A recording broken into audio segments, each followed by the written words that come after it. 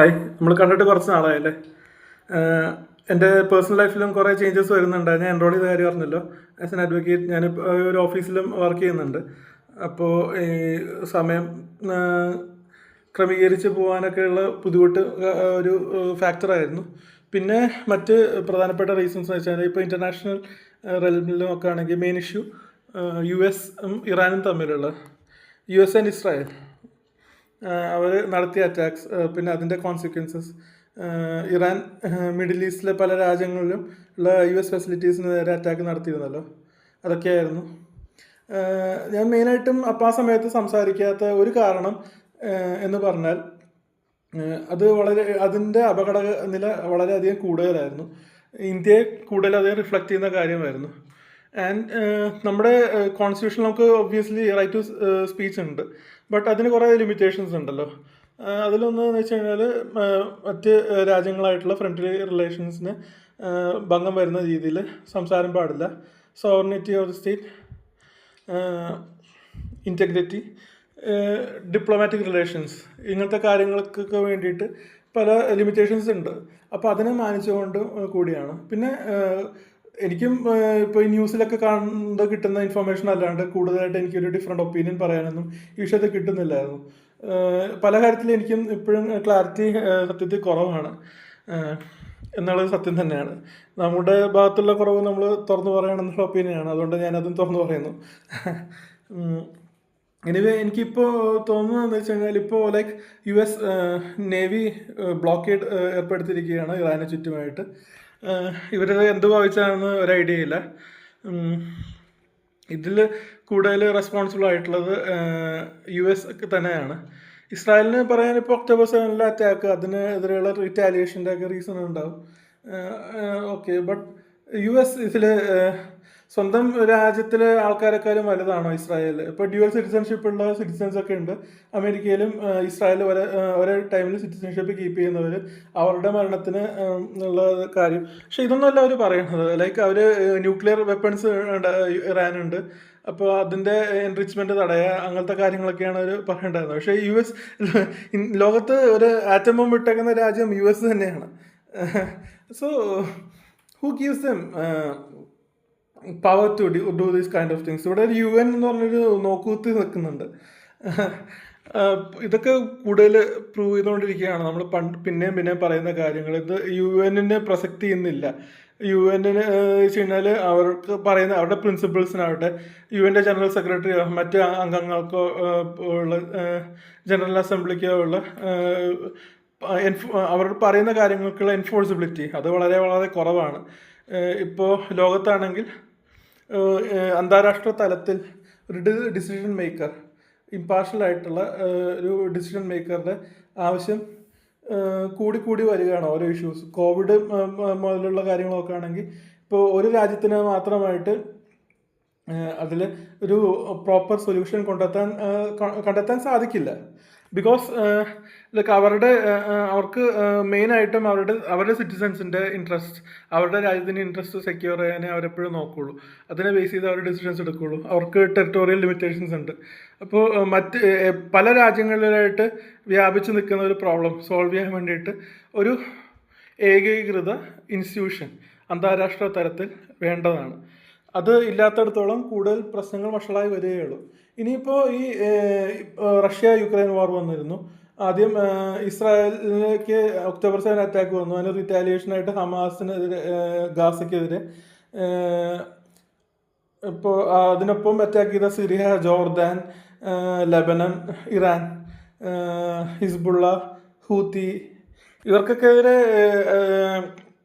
Israel continuous attack ചെയ്ത് പോവുകയായിരുന്നു. പിന്നെ ഇപ്പോൾ ഇറാനിലേക്ക് ഇപ്പോൾ അവരുടെ മെയിൻ ലീഡർ വധിച്ചു. പിന്നെ ഇറാൻ ഇപ്പോൾ നേരത്തെ പറഞ്ഞ പോലെ മിഡിൽ ഈസ്റ്റിലെ US ഫെസിലിറ്റീസിന് നേരെ, അല്ലാത്തവർക്ക് നേരെ ഒക്കെ അറ്റാക്ക് നടത്തി. അപ്പോൾ ഇനിയും പുതിയ ടെറിട്ടറീസിൽ മറ്റ് രാജ്യങ്ങളിലേക്ക് ഇതുപോലെ പുതിയ കോൺഫ്ലിക്ട്സും ആം കോൺഫ്ലിക്ട്സ് വരാനും ഇതൊക്കെ കണക്റ്റഡായിട്ട് വരാനും കൂടുതൽ ലോകത്തുള്ള സാധാരണ ജനങ്ങൾ കൂടുതൽ കഷ്ടതയിലേക്ക് തള്ളിവിടാനുള്ള സാഹചര്യം അത് പിന്നെയും പിന്നെയും വർദ്ധിച്ചു വരിക എന്നതാണ് ഏറ്റവും ദൗർഭാഗ്യകരമായ സത്യം. പിന്നെ നമ്മുടെ നാട്ടിലിപ്പോൾ ഇലക്ഷൻസ് നടന്നല്ലോ അല്ലേ. ഇപ്പോൾ കേരളത്തിൽ, തമിഴ്നാട്, ആസാം, വെസ്റ്റ് ബംഗാൾ ഇവിടെയൊക്കെ ഇലക്ഷൻസ് നടന്നിട്ടുണ്ടായിരുന്നു. ഇപ്പോൾ ബംഗാളിൽ ഇപ്പോൾ ലീഡറുടെ പ്രൈവറ്റ് സെക്രട്ടറി തന്നെ വധിക്കുന്ന സാഹചര്യം ഉണ്ടായിരുന്നു. കേരളത്തിൽ ഇപ്പോൾ ഒരു പ്രോപ്പറായിട്ടൊരു മുഖ്യമന്ത്രിയെ മറ്റു മന്ത്രിമാരെയൊക്കെ തീരുമാനിക്കാൻ അവർക്ക് ഇപ്പോഴും സാധിച്ചിട്ടില്ല. അതിനെയും ഡിലേ വന്നു പോവുകയാണ്. കാവൽ മന്ത്രിസഭ തന്നെ കൂടി കണ്ടിന്യൂ ചെയ്ത് പോവും എന്നുള്ള സാഹചര്യമാണെന്ന് തോന്നുന്നു. തമിഴ്നാട്ടിൽ വിജയുടെ TVA പാർട്ടിക്ക് 51% of votes in the assembly secure ചെയ്യാൻ സാധിച്ചിട്ടില്ല. കൂടുതൽ വോട്ട്സ് അവർക്കാണ് കമ്പാരിറ്റീവ്ലി മറ്റ് പാർട്ടീസ് DMK ADMK ആയിട്ട് കമ്പയർ ചെയ്യുമ്പോൾ. പക്ഷെ അവർക്കിപ്പോഴും 51% ഓഫ് വോട്ട്സ് സെക്യൂർ ചെയ്യാൻ സാധിച്ചിട്ടില്ല. 51% of votes of the MLAs. ഇപ്പോൾ ഇതൊക്കെ എന്ന് വെച്ച് കഴിഞ്ഞാൽ ഒരു ഭരണഘടനാ പ്രതിസന്ധി അതിൻ്റെ ചില ലക്ഷണങ്ങളാണ്.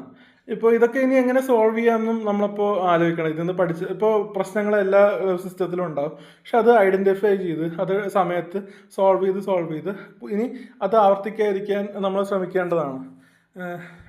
ഇപ്പോൾ ഇതിലെനിക്ക് തോന്നുന്നത് വെച്ചാൽ ഇപ്പോൾ ഈ തമിഴ്നാട്ടിൽ TVയുടെ സാഹചര്യത്തിലുള്ള കൂടുതൽ വോട്ടുള്ള party 51% votes of the MLAs ഉണ്ടാവാതിരിക്കട്ടെ, അവർക്കൊരു സ്പീക്കറെ തിരഞ്ഞെടുക്കാൻ ഇപ്പോൾ ഗവർണറെ കണ്ട് മുഖ്യമന്ത്രി മറ്റു മന്ത്രിമാരും മന്ത്രിസഭയെ പ്രഖ്യാപിക്കുന്ന ഒരു പ്രോസസ്സ് ഉണ്ടല്ലോ, അതുപോലെ സ്പീക്കറെ അവർക്ക് ഇപ്പോൾ ഈവൻ 51% വോട്ട് ഇല്ലെങ്കിലും ഒരു സ്പീക്കറെ താൽക്കാലികമായിട്ടെങ്കിലും അപ്പോയിൻറ്റ് ചെയ്യാൻ വേണ്ടിയിട്ട് സാധിക്കേണ്ട ഒരു സാഹചര്യം ഉണ്ടെങ്കിൽ അസംബ്ലി ഇപ്പോൾ ഈവൻ ചീഫ് മിനിസ്റ്ററെ ചൂസ് ചെയ്തിട്ടില്ലെങ്കിലും അസംബ്ലി കൺവീൻ ചെയ്ത് ഇവർക്ക് ജനങ്ങളുടെ മുമ്പിൽ തന്നെ ഡിസ്കസ് ചെയ്ത് ഡിബേറ്റ് ചെയ്ത് ആരാണ് മുഖ്യമന്ത്രി ആരാണ് മന്ത്രിമാരെന്ന് തീരുമാനിക്കാൻ MLAമാരുടെ വോട്ടിലൂടെ തന്നെ സ്ഥിരീകരിക്കാൻ സാധിക്കുന്ന സിസ്റ്റം ആണെങ്കിൽ അത് ഫാർ ബെറ്റർ ആയിരുന്നു.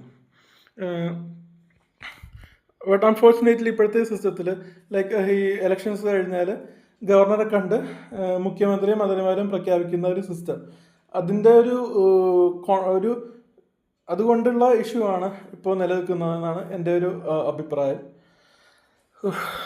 എന്തായാലും ഈ സംസ്ഥാന തലത്തിലായാലും അന്താരാഷ്ട്ര തലത്തിലായാലും ഇപ്പോൾ നിൽക്കുന്ന ഈ പ്രതിസന്ധികൾ ഒഴിയട്ടെ എന്ന് ആലോചിക്കുന്നു.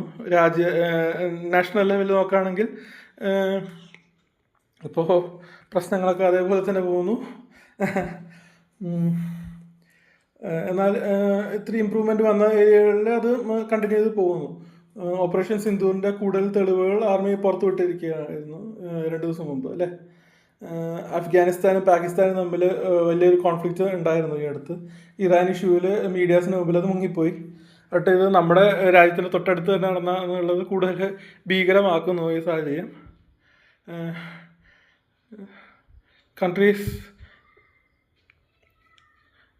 alleged to be the sponsors of terrorism fighting with each other. It's quite funny. പക്ഷേ ഇത് ഈ അഫ്ഗാൻ പാകിസ്ഥാൻ ഇഷ്യൂവിലാവട്ടെ നേരത്തെ പറഞ്ഞ മറ്റ് ഇഷ്യൂസിലാവട്ടെ സാധാരണ ജനങ്ങൾക്ക് ഇതുകൊണ്ട് തന്നെ ഇഷ്യൂസ് അത് it's not quite funny, it's quite horrible, it's cruel. ഇതിനൊക്കെ ഒരു സൊല്യൂഷൻ ഉണ്ടാവട്ടെ എന്ന് ആഗ്രഹിച്ചുകൊണ്ട് പറഞ്ഞു നിർത്തുന്നു.